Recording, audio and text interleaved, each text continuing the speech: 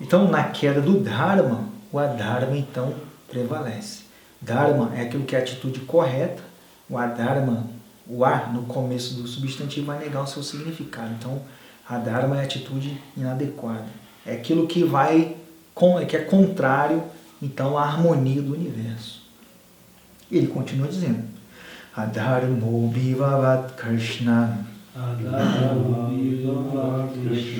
Pradushanti kulastriya Strishu dushtasu varshneya Jayate varna sankara.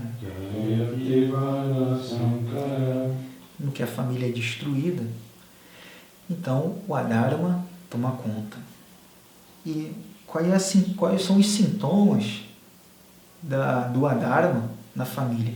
Quando a família perde o seu propósito, quando a família perde o seu foco, quando a família deixa de ser guiada pelo Dharma, quando a família ela passa a ser constituída por mera conveniência, unicamente por atração sexual, unicamente porque ela é bonitinha, eu sou bonitinho, a gente se combina porque mora no mesmo lugar.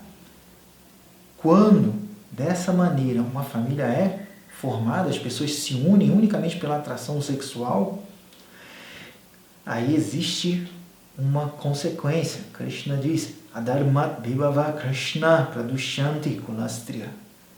As mulheres da família se degradam devido ao crescimento do Adharma.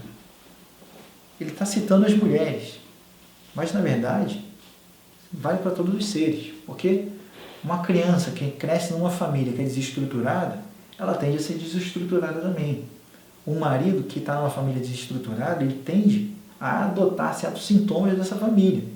Então toda a sociedade vai entrar em declínio moral e ético. E essas pessoas, essas mulheres aqui, no caso do exemplo de Arjuna, são as pessoas que dentro daquela civilização estariam mais vulneráveis às consequências do Adharma, porque elas acabariam, pradushanti, elas se degradam na queda do Adharma. Qualquer um, né? Mas Arjuna aqui está falando especificamente da mulher. Então ele disse: Strishu dushtasu, Jayate varna sankara. Nasce então varna sankara no que a família, no que as mulheres se tornam degradadas. Quando as mulheres se tornam degradadas, Jayate varna sankara. Nasce uma população indesejada. Essa população indesejada é chamada de varna sankara. A sociedade védica ela é constituída por duas camadas, por assim dizer, que primeiro são etapas sociais e depois são etapas espirituais.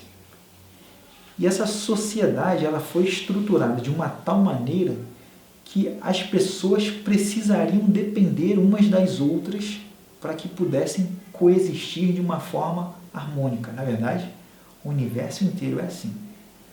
Então, se uma determinada facção, uma determinada parte dessa sociedade não estivesse funcionando, comprometeria toda essa sociedade como um todo.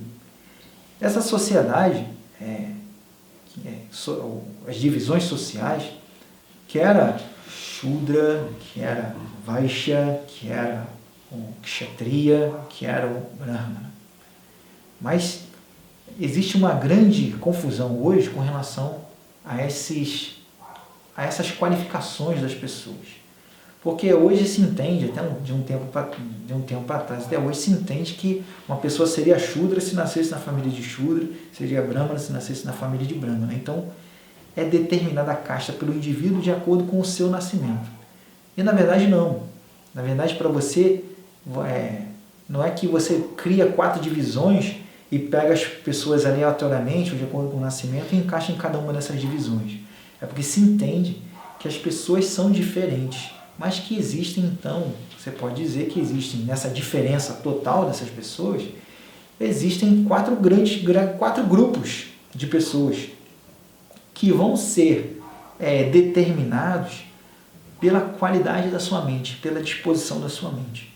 Uma mente que tem uma clareza, uma inclinação para pensar, para ensinar, uma mente que tem uma clareza, tem uma inclinação para meditar. É dito que é uma mente de sattva, aquela pessoa que ela gosta de ensinar outros, a pessoa que gosta de aprender, a pessoa que gosta de estabelecer processos. É uma pessoa que diz que é uma mente sattva, uma mente modo da bondade, que é associado ao branco. Depois você pode dizer que existe uma pessoa que tem uma mente rajas, que é aquela pessoa que já gosta de entrar em ação, diz logo o que eu tenho que fazer, como é isso aqui, ela organiza as coisas rapidamente, administra tudo, você coloca ele num lugar, você coloca ele para trabalhar numa empresa, ele já vai abrir logo um sindicato, ele já vai organizar as coisas, já vai ver o que a empresa faz que pode ser caracterizado como injustiça, o que é um direito do empregado, o que é um dever. Então ele já organiza as pessoas dessa forma assim, já para proteger o direito de todo mundo. Você diz que essa pessoa é kshatriya. E a primeira seria a brahmana, que gosta de ensinar, e está no modo da paixão, no modo da agitação, e que é associado ao vermelho. E depois, um outro tipo de pessoa que tem uma mente um pouco mais quieta, uma mente um pouco inerte, que você tem que dizer para ela o que ela tem que fazer, você tem que estabelecer processos de dizer, você tem que entrar a tal horário, sair a tal horário, tem que fazer isso aqui dentro do horário que te compete. Então a pessoa vai se deter naquilo ali. Se você der para ela um tipo de tarefa que seja para administrar, que seja para inventar alguma coisa, ter criatividade, tipo de ação, de atividade tem que ter foco, ela vai ter muita dificuldade. Então, não é que um seja melhor e o outro pior. Não é essa a ideia dos Vedas. Mas a ideia dos Vedas é que as pessoas são diferentes e conforme as suas naturezas, elas são enquadradas em atividades que estão mais de acordo com as suas inclinações, com as suas vocações. Quando a gente fala do Shudra, ele hoje em dia o pessoal fala Shudra como se fosse assim, um xingamento. O cara é um Shudra e tal. Mas não tinha nada de errado em ser Shudra. Tem coisa errada em ser um Asura, em ser um ignorante. Aí sim, tem uma coisa, isso é uma coisa errada, negativa. Mas não há nada de negativo em ser Shudra. Porque Shudra era o proletariado, era o chão de fábrica da sociedade. Eram as pessoas que se detinham em trabalhos manuais, trabalhos repetitivos, que recebiam ordens de outras pessoas, que engajavam elas em processos produtivos. Essas pessoas aqui, elas podem fazer sapato, podem fazer armas, elas podem trabalhar com metal, elas podem trabalhar com tecido. Então, isso é mão de obra, você vai engajar essas pessoas naquilo que elas vão se dar bem. É dito que essas pessoas elas têm uma natureza mental de tamas, de inércia. Depois, um outro tipo de pessoa que vai engajar essas pessoas, esse proletariado, em ações organizadas, com um meio produtivo. Vamos aqui regimentar pessoas para cultivar um terreno, para fazer agricultura, para cuidar de vacas. Então a pessoa vai lá extrair o leite da vaca, a pessoa vai lá tirar o carrapato da vaca, vai cuidar. Então, pessoas que vão engajar outras, vão empregar outras, que vão gerar recursos, que vão fazer do meio produtivo uma forma lucrativa. Então eles vão empregar pessoas, vão tirar seu lucro e vão contribuir com a sociedade, dando emprego e gerando renda. Então esse é chamado de Vaishya. É dito que o Vaishya ele tem uma natureza de Rajas na frente e Tamas atrás. Primeiro predomina Rajas, depois Tamas. E aí tem o Kshatriya, que é aquela pessoa que tem a natureza de administrar, de proteger a população como um todo. Você vê as pessoas, tem muita gente assim, aí vai lá ver uma injustiça na rua. O cara que é o Kshatriya, ele vai em direção àquela situação e vai defender o direito da pessoa que está sendo oprimida, sem conhecer ela. Ele vai começar a invocar os direitos, vai começar a invocar a lei, vai querer proteger aquela pessoa de uma maneira, porque ela está sendo injustiçada, e qualquer forma de injustiça causa nele um grande desconforto, ao ponto dele ter que fazer alguma coisa. Então é dito que essa natureza é kshatriya. É Rajas na frente e Sattva em segundo plano. E essas pessoas também têm uma grande aptidão, uma grande vocação para administrar a sociedade, administrar os recursos que são gerados pelos Vaishyas. E a camada da sociedade que visava incutir valores espirituais era chamada de Brahmanas, aquelas pessoas que perpetuavam o conhecimento. Então, elas, é dito que elas têm uma mente cuja natureza predomina Sattva, o modo da bondade. Então, assim é formada a estrutura social dos Vedas. Se Vaishya não funciona, se o Vaishya não dá emprego e não tem a capacidade de gerar um meio de produção, então não há emprego para o Shudra. Se não tem renda, não tem como o Kshatriya administrar os recursos que são gerados. E o Brahmana perde seu papel, porque todo mundo fica com a cabeça agitada, fica com a mente agitada. Então, e o Kshatriya também, não adianta o Shudra produzir, o Vaishya empregar, se o Kshatriya não sabe administrar, não sabe proteger. Então, é uma população frágil, que o inimigo pode toda hora tomar.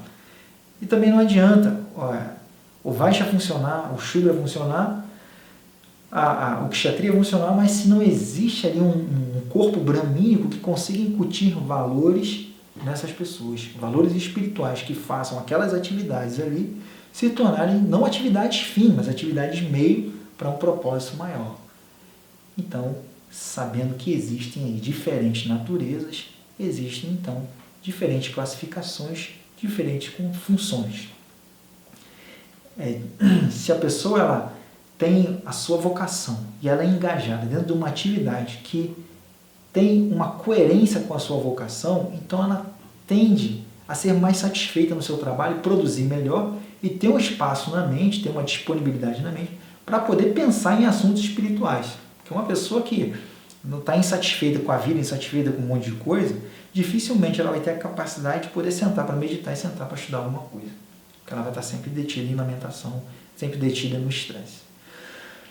Então, a sociedade ela foi estruturada para que todas as pessoas contribuam umas com as outras, para que não haja um sentimento de locupletação, de se locupletar de outros para o seu benefício. Porque se você prejudica o teu próximo, essa sociedade ela é tão intrincada, ela é tão concatenada, que se você prejudica uma determinada classe social, você está prejudicando você diretamente. Então, é uma cadeia. É uma cadeia. É uma coexistência que precisa haver ali. Então, as pessoas, elas nascem dentro de Kula, dentro da família. E a família encaminha essas pessoas a um mestre, que vai treinar essas crianças até a idade mais ou menos de 20 anos, quando elas entram dentro de alguma camada dessa sociedade. Se a preocupação de Arjuna, muito válida, se Kula Kshaya Kirtan, se existe a destruição da família, Adharma Abhibhavat, então cresce o Adharma.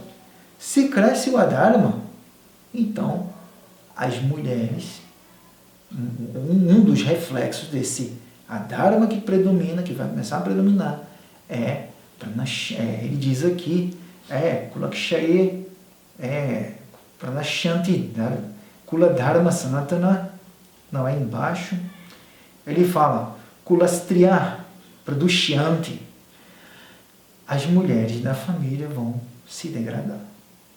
E quando elas se degradarem, vai haver, então, Varna Sankara.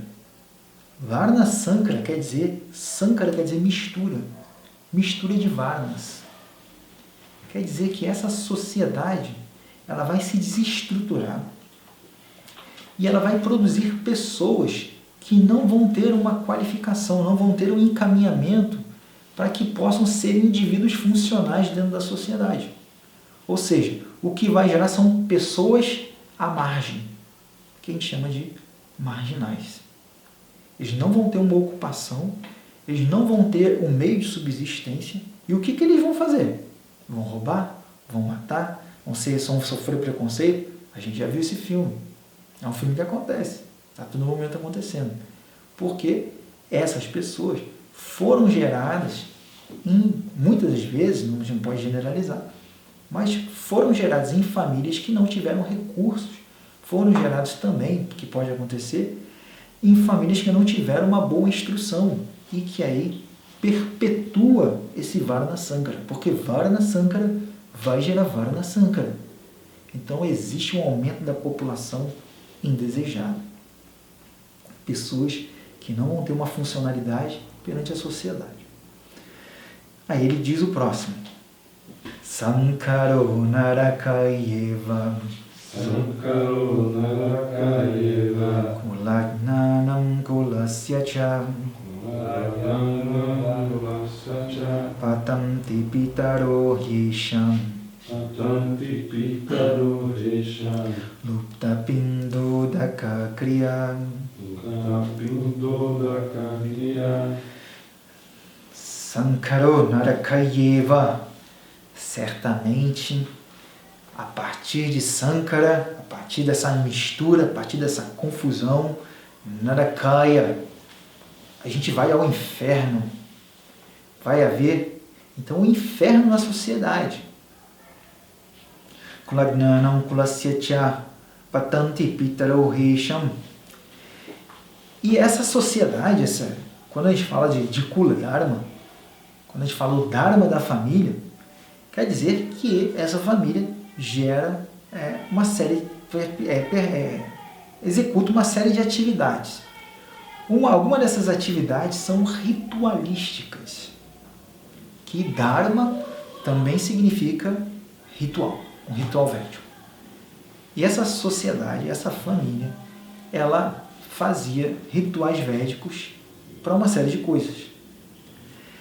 Alguns desses rituais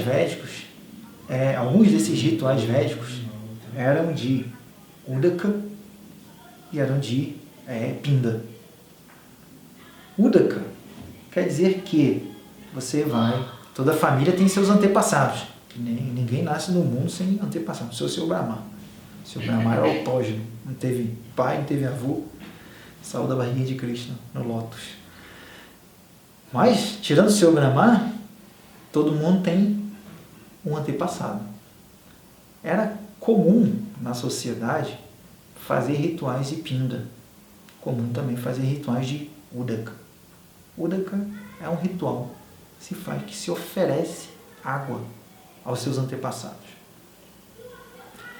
E esses rituais de Udaka e Pinda quer dizer uma esfera. Pinda quer dizer esfera. Uma esfera de quê? Uma esfera de arroz, uma bolinha de arroz, uma bolinha de cevada, uma bolinha de algum alimento. E você oferecia essas bolinhas no ritual. Ao todo, 12 bolinhas. Existe uma Upanishad chamada Pinda Upanishad, que é uma Upanishad que só trata sobre o ritual de Pinda. E essas 12 bolinhas, elas eram oferecidas aos parentes que morriam. Depois que o parente abandonava o corpo, era feita essa cerimônia de Pinda. Nessa cerimônia de Pinda, então, haviam 12 bolinhas, entre outras coisas, haviam 12 bolinhas de alimentos. Por que 12? Porque os Vedas dizem que, para que você pudesse enviar o seu antepassado, o seu parente morto, né, que abandonou o corpo, para os planetas dos antepassados, que é chamado de Pitarloka, você fazia esse ritual de Pinda, 12 bolinhas. Por que 12 bolinhas? Porque era o tempo que ele levava para sair do planeta dos mortais, do planeta aqui intermediário, até Pitarloka. 12 dias. Então, para cada dia, uma bolinha doce. Era que tinha o lábio. Então, uma bolinha. Então, 12 bolinhas de Pinda. E também era feito um ritual anual de Udaka, que era oferecer água a esses antepassados. Enquanto esses rituais eram feitos, havia então a garantia desses antepassados permanecerem Pitraloka. Quando o ritual era feito no local sagrado, você podia fazer uma vez só. Mas se não fosse um local sagrado, ele tinha que ser feito todo ano. Então, normalmente as pessoas faziam todo ano. Todo ano, então, rolava ali um ritual de Udaka, oferecer água aos antepassados. E esse ritual garantia a permanência deles nesse planeta chamado Pitraloka. Pitra quer dizer pai, né? Antepassado. Loka, mundo do antepassado, dos antepassados. Qual é a preocupação de Arjuna? Krishna. Se a família é destruída,